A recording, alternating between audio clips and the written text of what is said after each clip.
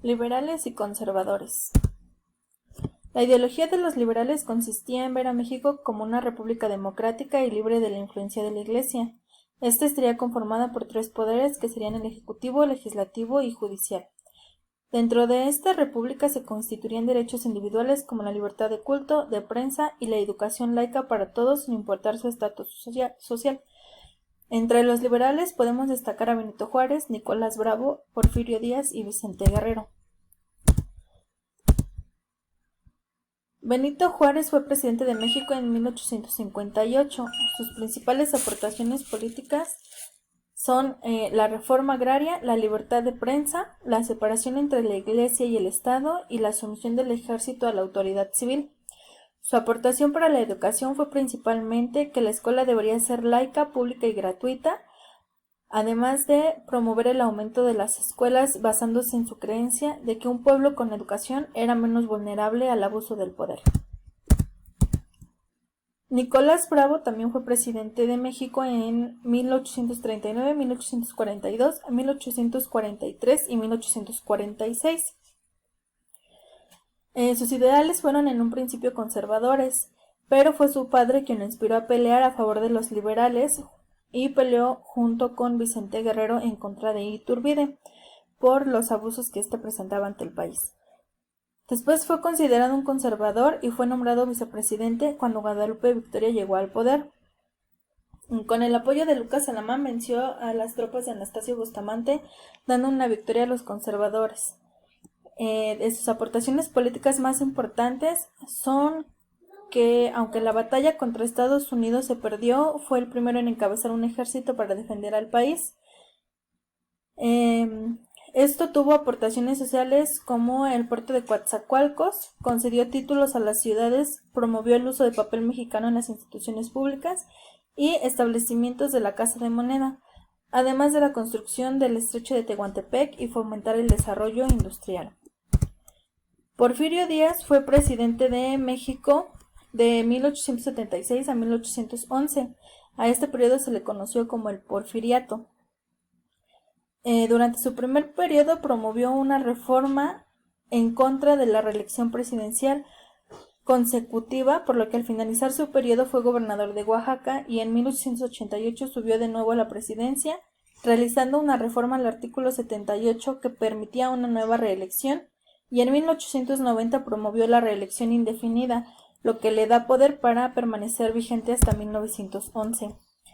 Sus aportaciones sociales son diversos puertos, 20,000 kilómetros de vías férreas conectadas con los puertos más importantes y con la frontera de Estados Unidos para la mejora del comercio. El correo y los telégrafos se extendieron por el país, hubo fundaciones de bancos, mejoramiento de finanzas del gobierno, se regularizó el cobro de impuestos y se fueron pagando las deudas del país. Además fomentó la explotación del petróleo y mejoró tanto el trabajo minero que en 1901 fue México el segundo lugar en producir cobre.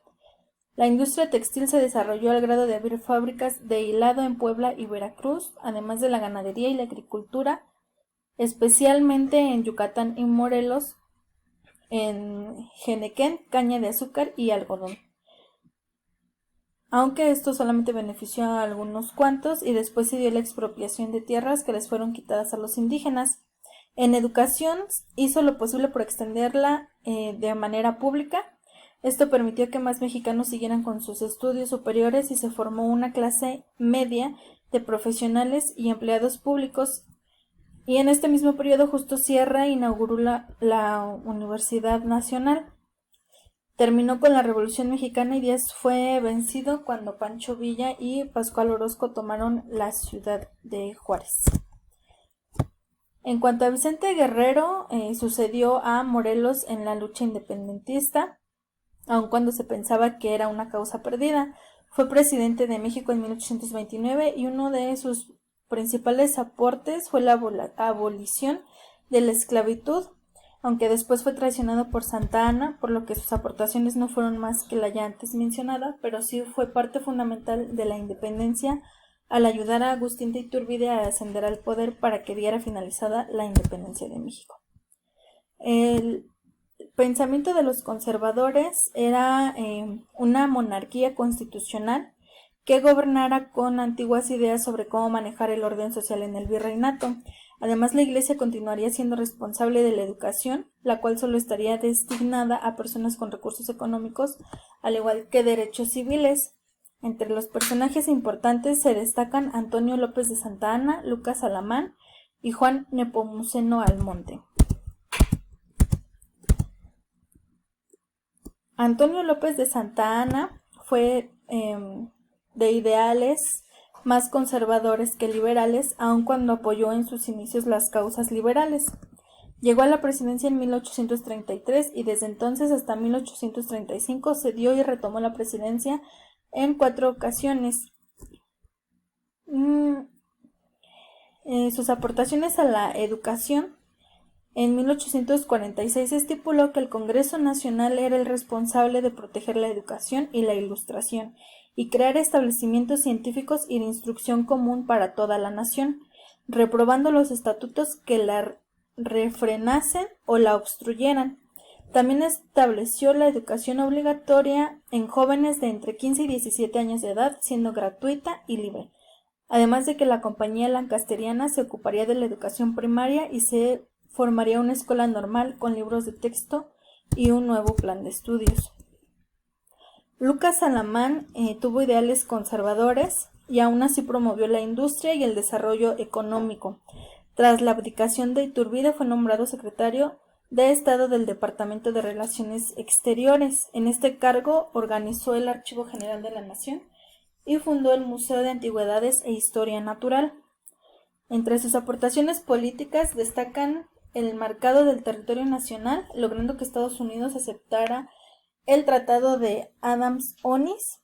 Además, intervino para que los esclavos que llegaran a México desde Estados Unidos fueran considerados libres y no tenían que estar sujetos a leyes extraditorias.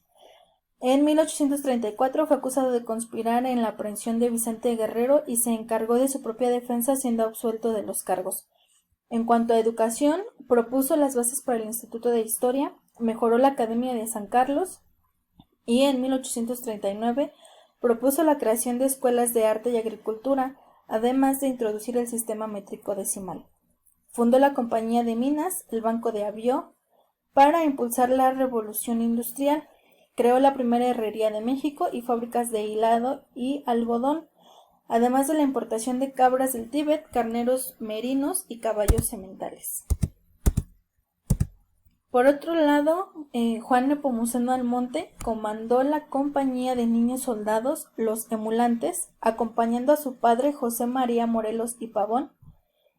Siempre fue aliado de Vicente Guerrero, aunque en 1836 se alió con Santa Anna contra los separatistas tejanos.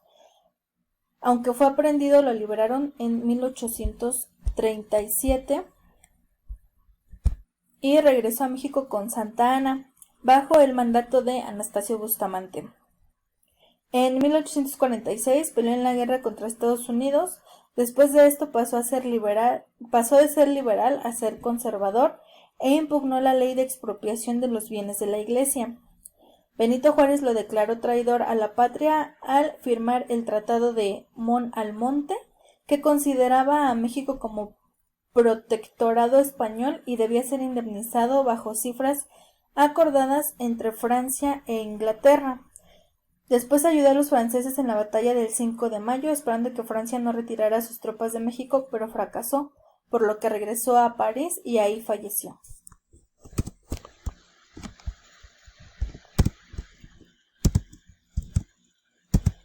¿Qué tipo de ideología considero más viable para el país en la actualidad? Considero que en la actualidad el liberalismo es la mejor opción para el país, debido a que se permite la libre expresión, la escuela es laica, gratuita y obligatoria, tenemos la libertad de culto y el Estado está separado de la religión. Además de que favorece la no reelección para los presidentes, siendo que en un sentido conservador tendríamos un solo gobernante por mucho tiempo y no tendríamos el derecho de destituirlo si fuese un mal gobernante. Esto en cuanto a la forma de gobierno, pero en educación, a lo largo de las investigaciones que he realizado, creo que el clero hizo muchas mejoras en ella, y en la actualidad estamos estancados. No ha habido una reforma educativa que verdaderamente asegure que la educación es el mejor medio para mover la economía del país. Gracias.